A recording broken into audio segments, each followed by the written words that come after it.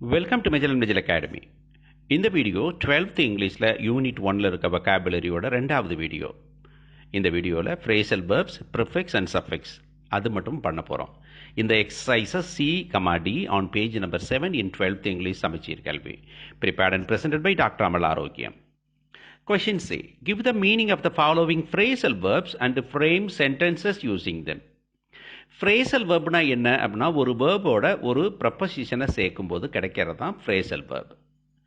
இந்த வேர்போட மீனிங் ஒன்று இருக்கும், அந்த ப்ரப்போசிஷனோட மீனிங் ஒன்று இருக்கும். ஆனால் இந்த ரெண்டுக்கும் சம்மந்தமில்லாத இன்னொரு மீனிங் தர்ற ஒரு காம்பினேஷன் தான் is called phrasal verb.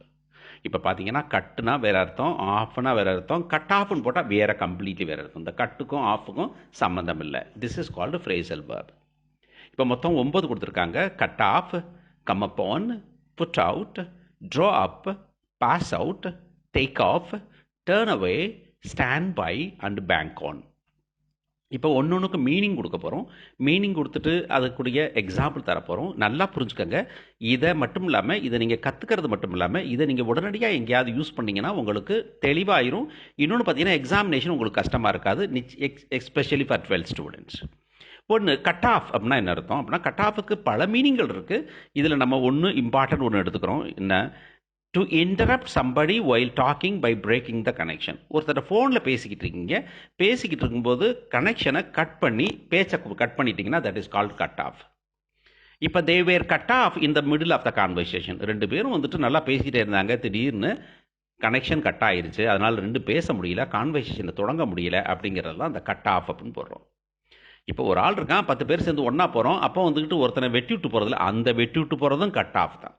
We cut off him, right? நாங்கள் ட்ரிப் போகும்போது அவனை வெட்டி விட்டு போயிட்டோம், அவனை விட்டுட்டு போயிட்டோங்கிற மீனிங் அதான் வரும். இந்த இடத்துல நீங்கள் ஏன் இதை நான் போட்டிருக்கேன் இந்த ஃபோன்னா, இது நீங்கள் நிறைய பேருக்கு நடக்கும், அதனால தான் சொல்கிறேன் நான். They were cut off in the middle of the conversation. அப்படின்னா பேசிக்கிட்டு இருக்கும்போது பாதியிலேயே ரெண்டு பேரும் கட் ஆயிடுச்சு அப்படின்னு சொல்கிறோம்ல, அந்த கட் ஆயிடுச்சு தான் இது. Cut off, OFF.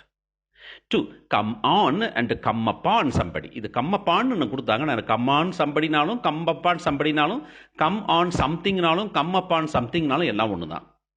To meet or find someone by chance. ஒருத்தரை இல்லைனா ஒரு பொருளை பார்க்கறது, திடீர்னு பார்க்கறது அப்படிங்கிறது தான் is called come upon. I came upon him in the New Delhi airport. ரொம்ப நாளாக அவனை பார்க்கவே இல்லை, திடீர்னு ஏர்போர்ட்டில் போய் அவனை பார்க்கணும்னு பிளான் பண்ணவே இல்லை, ஆனால் ஏர்போர்ட்டில் அவனை மீட் பண்ணேன்னு சொன்னால் அதான் இது I came upon him in the Delhi airport. I came upon her in my friends marriage போயிருந்தேன், அப்போ திடீர்னு அவளை பார்த்தேன், அந்த திடீர்னு அவளை பார்த்தா தான் வந்துட்டு கம் அப்பான் அப்படின்னு சொல்கிறோம். ஓகேயா? Okay. Number 3, put out. Put அவுட்னா டு பி அப்செட், அதாவது மனசு உடஞ்சு போயிடுறது, எரிச்சல் ஆயிடுறது, டென்ஷன் ஆயிடுறது தான் அப்செட் அப்படின்னு சொல்கிறோம். Sampath looked really put out. சம்பத்தை பார்த்தா ரொம்ப அப்செட் ஆகி ரொம்ப வருத்தப்பட்டு இருக்கான் போல இருக்கே அப்படிங்கிறது தான் வந்துட்டு இந்த புட் அவுட். புட் அவுட்னா அப்செட் ஆயிடுறது, டென்ஷன் ஆயிடுறது, ரிசல்ட்டை பார்த்து டென்ஷன் ஆயிடுறது, இல்லை பணம் இல்லைன்னு டென்ஷன் ஆயிடுறது, இல்லை ஒருத்தர் நம்மளை பாராட்டலைன்னு, அதான் that is called put out அப்படிங்கிறோம். Number 4, drop. ட்ராப் அப்படின்னா அரைவ்ஸ் அண்ட் ஸ்டாப்ஸ், வந்து நின்னது அப்படிங்கிறது தான் வந்து drop. A small car drew up 10 minutes back. அப்படின்னா என்ன அர்த்தம்? ஒரு சின்ன காரு 10 நிமிஷத்துக்கு முன்னாடி வந்து நின்றுச்சு, அதான் ட்ராப். ட்ராப்னா மூவ் ஆகி வந்து அந்த இடத்துல நிற்கிறது is called drop. Pass out. Pass அவுட்னா to faint or become unconscious, நினைவிழந்து போகிறத தான் பாஸ் அவுட்னா. இந்த பாஸ்னாக்க நீங்கள் செத்து போயிட்டான்னு நினச்சிக்க நிறைய பேர் சொல்லுவாங்க. இங்கிலீஷ் படம் பார்க்கும்போது பார்த்தீங்கன்னா தெரியும், இந்த பாஸ் அவுட் நிறைய ஹி பாஸ்ட் அவுட் அப்படின்னாக்க செத்து போயிட்டான் உங்களுக்கு. ஆக்சுவலாக வந்து அவன் மயக்கம் போட்டான், தண்ணியை போட்டு அன்கான்சியஸ் ஆகிட்டான், இதை தான் வந்துட்டு pass out. He passed out after the race. ரேஸில் ஓடி அப்படியே மயக்கம் போட்டு விழுந்துட்டான், அதுதான் passed out. He drank a lot and passed out. அவன் நிறைய தண்ணியை போட்டு நேற்றுக்கு நைட்டு நினைவிழந்து போயிட்டான், அதுவும் பாஸ் அவுட். ஸோ உடம்பு சரியில்லாமல் மயக்கம் போகிறதுனாலும் சரி, இல்லை ட்ரிங்க்ஸ் எடுத்துகிட்டு மயக்கம் போகிறதுனாலும் சரி, இல்லை பயத்தில் எல்லாமே பாஸ்ட் அவுட். ஓகேயா? Take off. டேக் ஆஃப்னா to leave the ground and start fly, right? இன்னொன்று அண்ட்ரெஸ்ஸுங்கிற மீனிங்கும் டேக் ஆஃப் தான். டேக் ஆஃப் யுவர் ஷர்ட்னா உன் ட்ரெஸ்ஸை கழட்டு, சட்டையை கழட்டு அப்படின்னு அர்த்தம் take off. therefore to leave the ground and start fly. டாக்டர்கிட்ட போனீங்கன்னா சட்டையை எடுத்துருங்க, கழட்டிட்டு கொஞ்சம் டெஸ்ட் பண்ணணும் அப்படி படுக்க வைப்பாங்க இல்லையா, அது வந்து டேக் ஆஃப் யுவர் ஷர்ட் அப்படிங்கிறது. இங்கே வந்து டேக் ஆஃப்னா வந்துட்டு ஒரு ஃப்ளைட்டு தரையிலேருந்து கிளம்புறது, அந்த கிளம்புறதை தான் நம்ம வந்துட்டு டேக் ஆஃப்னோம். To leave the ground and start to fly, கிரவுண்ட்லேருந்து கிளம்பி ஃப்ளை. தெரியுதானே உங்களுக்கு? இந்த flight takes off at 10 AM. இந்த ஃப்ளைட் வந்துட்டு 10 மணிக்கு தரையை விட்டு மேலே கிளம்பும். அதான் வந்துட்டு take off. Okay. 7th one turn away அப்படின்னா டேர்ன் அவேனா டு ரெஃப்யூஸ் என்ட்ரி. அவர் வந்து உள்ளாரம் திருப்பி அனுப்புறது. டேர்ன் அவேனா திருப்பி அனுப்புறது. அதுதான் turn out. Jose was turned away from the theatre as he had lost his ticket. Jose வந்து டிக்கெட்டை தொலைச்சினதுனால என்ட்ரன்ஸில் போகும்போது உள்ளாராம்னா திருப்பி அனுப்பிட்டாங்க வீட்டை விட்டு. Turned away. Right. Okay. Stand by. Stand பைனா knowing something bad happens but it does not act. தப்புன்னு அவனை பொறுத்து தேவையில்லாமல் ஒருத்தன் அடிக்கிறான்னு தெரியுது, இருந்தாலும் நிறுத்துறதில்ல. ஒரு ரோட்டில் போட்டு ஒரு ஒய்ஃபை வந்துட்டு ஒருத்தன் தண்ணியை போட்டு அடிச்சுக்கிட்டு இருக்கிறான், ஆனால் நம்ம போய் அது நிறுத்துறதில்ல. That's call stand by. தப்பு நடக்குதுன்னு தெரிஞ்சும் கம்முன்னு நிற்கிறதுலே அதான் stand by. when the poor man was beaten, அந்த ஏழை மனுஷனை அடிக்கப்பட்ட போது Hari just stood by. Hari அதை பார்த்துக்கிட்டு சும்மா நின்னா அப்படிங்கிறதான் stood by. how can you stand by How can you stand by when that shop owner cheats the small girl?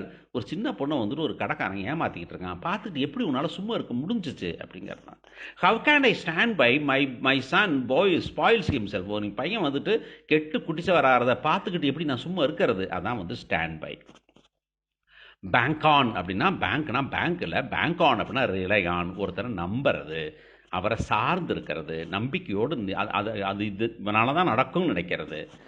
I bank on your help. நான் வந்து உன்னுடைய உதவியைத்தான் நம்பி வாழ்க்கையை வச்சுருக்கேன். இப்போதைக்கு நான் கடன் கட்ட வேண்டியிருக்குது, நாளைக்கு நீ கொடுத்தா தான் கட்டணும், ஒன்னேன்னு தான் நம்பி இருக்கிறேன் சொன்னால் அதான் I bank on your help. உன்னுடைய உதவியை தான் நம்பி இருக்கிறேன் அப்படின்னு சொல்கிறது. 9 ஃப்ரேசல் வெர்ப். 9 ஃப்ரேசல் வெர்பை நீங்கள் ஃப்ரேசல் வெர்பை யூஸ் பண்ணுறது இங்கிலீஷில் நீங்கள் வந்துட்டு ஒரு ஸ்டெப் கூட போகிறீங்கன்னு அர்த்தம். சொல்லப்போனால் 60 மார்க் வாங்குகிறோம் இங்கிலீஷில் அப்படின்னாக்கா, நீங்கள் ஃப்ரேசல் வெர்பை யூஸ் பண்ணுறீங்க அப்படின்னாக்கா நீங்கள் நேரடியாக 70 மார்க் வாங்குறதுக்கு சமம். 60 மார்க் இங்கிலீஷ்க்கு நீங்கள் பேசுகிறதுக்கும் 70 மார்க் இங்கிலீஷ்குள்ளே டிஃபரன்ஸ் பேசுகிறதுக்கும் ஒரே ஒரு எக்ஸ்ட்ரா நீங்கள் பண்ண வேண்டியது நீங்கள் ஃப்ரேசல் வெர்ப். இடியம்ஸ் யூஸ் பண்ணிங்கன்னா நேராக 80க்கு போயிடலாம். அவ்வளோதான். ஓகேயா? அடுத்தது பார்ப்போமா? Read the list of words formed by adding suffixes. இவங்க வந்துட்டு ஒரு 6 கொடுத்துருக்காங்க.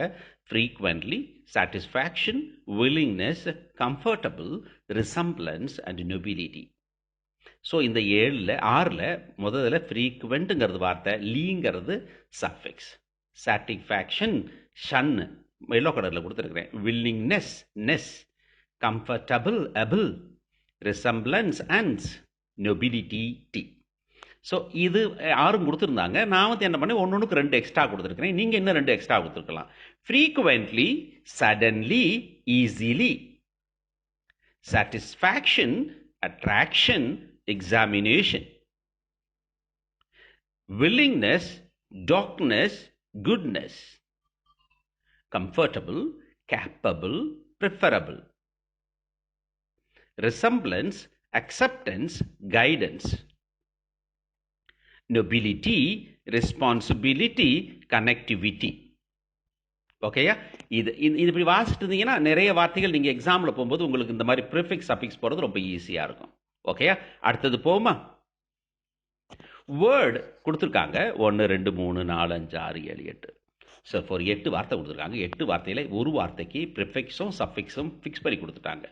Patient, impatient, patiently. ஸோ இம்முங்கிறது ப்ரிஃபிக்ஸு, லீங்கிறது சஃபிக்ஸு. இந்த மாதிரி ஆனருக்கு, ரெஸ்பெக்டுக்கு, மேனேஜுக்கு, ஃபர்டைலுக்கு, டிஃபரண்ட்டுக்கு, ஃப்ரெண்டுக்கு அண்ட் ஒபேக்கு இதை நீங்கள் போடணும். முக்கியமான விஷயம் வச்சுக்கோங்க, ஒரு சஃபிக்ஸ் தான் இருக்கணுங்கிற அவசியம் இல்லை. 2 கூட இருக்கலாம், 3 இருக்கலாம். நீங்கள் 1 போடுங்க போதும். ஆனால் போடும்போதே இதுவும் பண்ணலாமா அப்படின்னு யோசிச்சு பாருங்கள். ஓகே? யூஸ்வலாக வந்து ப்ரிஃபிக்ஸ் வந்துட்டு 1 தான் வழக்கமாக இருக்கும். சஃபிக்ஸ் வந்து நிறைய மாறுறதுக்கு சான்சஸ் இருக்குது. 1 தான் நான் சொல்லலை, 1 தான் இருக்கும் வழக்கமானு சொன்னேன். ஓகே, பண்ணிட்டீங்களா? செக் பண்ணுவோமா? Okay. Patient, impatient, patiently. Honour, dishonour, honourable. Respect, disrespect, respectable. Manage, mismanage, manageable. மேனேஜ்மெண்ட்டும் சொல்லலாம் தானே? Manageable. Fertile, infertile, fertility. Different, indifferent, differently. Friend, befriend, friendly. Obey, disobey. இந்த ஒபேக்கு என்னமாவது பண்ண முடியுமா அப்படின்னு யோசா. ஒபீடியன்ட் தான் இருக்குது, ஒபேயன்ஸ்னா வார்த்தை இல்லை, தட்ஃபோர் நான் ஒபீடியன்ட்னு போட்டிருக்கேன். இது எக்ஸாக்டாக ஒபேயோட சேர்ற மாதிரில கொஞ்சம் மாற்றி தான் சேர்ற மாதிரி இருக்குது, அதனால் ரெட் கலரில் போட்டிருக்கேன். பட் நோ ப்ராப்ளம், ஒபேயோட தான் ஒபீடியன்ட். ஒபீடியண்ட்டுக்கு தான் லீ சேர்க்குறோம், ரைட்டா? ஒபீடியன்ட்லி அப்படின்னு தான் சேர்க்க முடியும். தட்ஃபோர் நான் அப்படியே போட்டிருக்கிறேன். நான் இந்த ஃப்ரெண்டுக்கு வந்துட்டு நீங்கள் எல்லாரும் நிறைய பேர்த்துக்கு இப்போ தெரிஞ்சிருக்கும். நீங்கள் ஃபேஸ்புக்கெல்லாம் யூஸ் பண்ணும்போது அன்ஃப்ரெண்டுன்னு ஒன்று இருக்குன்னு பார்ப்பீங்க. ஆனால் அன்ஃப்ரெண்டு வந்துட்டு யூசேஜில் இருக்குது, டிக்ஷனரியில் இல்லை. ஓகே, அதனால் வந்து நான் பி ஃப்ரெண்டு போட்டிருக்கேன். இன்னும் ஒரு இடத்துல போய் செக் பண்ணால் கேர்ள் ஃப்ரெண்டு பாய் ஃப்ரெண்ட்லாம் போட்டிருக்காங்க. ஆனால் be friend will be better. ஓகேயா? உங்களுக்கு இப்போ நான் வந்துட்டு ஃபஸ்ட் யூனிட்டில் உள்ளதை மிச்சம் உள்ளதெல்லாம் போட்டிருக்கேன். இது வொக்காபுலரி போட்டிருக்கேன். இன்னும் ரீடிங் அதுவும் போடுவேன். உங்களுக்கு என்னென்ன தேவையோ அதெல்லாம் கேளுங்க, ப்ளீஸ் கேளுங்க. முக்கியமாக சொன்னேன், மற்ற டீச்சர்ஸ்க்கு ரெக்கமெண்ட் பண்ணுங்கள், மற்ற ஸ்டூடெண்ட்ஸுக்கு உங்கள் ஃப்ரெண்ட்ஸ்க்கு ரெக்கமெண்ட் பண்ணுங்கள். பேரண்ட்ஸ் சொல்லுங்கள். பேரண்ட்ஸ் வந்துட்டு மெஜல் அண்ட் மெஜல் எவ்வளோ உங்களுக்கு யூஸ்ஃபுல்லாக இருக்குது அப்படிங்கிறத மற்றவங்களுக்கு சொல்லுங்கள். We want to reach the people who are in need. நிறைய பேர் கொஞ்சம் வேகமாக சொல்லுங்கள், சுருக்கமாக சொல்லுங்கள் அப்படின்னாங்க. நான் சொன்னது என்னன்னாக்கும், யார் கிளாஸில் கடைசியாக புரிஞ்சுப்பாங்களோ அவங்களுக்கு நடத்துகிற மாதிரி தான் நாங்கள் நடத்துகிறோம். நான் ஏற்கனவே வேகமாக பேசுகிறவன், நானே வந்து நிறுத்தி பேசணும், நிறைய சொல்லணும்னு சொல்கிறேன் நான். தெர்ஃபோர் நீங்கள் உங்களுக்கு என்ன தேவைனாலும் சொல்லுங்கள், முடிஞ்ச வரைக்கும் நாங்கள் பதில் சொல்லுவோம். நீங்கள் முடிஞ்ச வரைக்கும் வந்துட்டு உங்களுக்கு என்ன தேவையோ அதையும் நிறைவேற்றி கொடுப்போம். தேங்க்யூ ஃபார் வாட்சிங். Like, share, comment and do subscribe மெஜல் அண்ட் மெஜல் அகாடமி. தேங்க்யூ.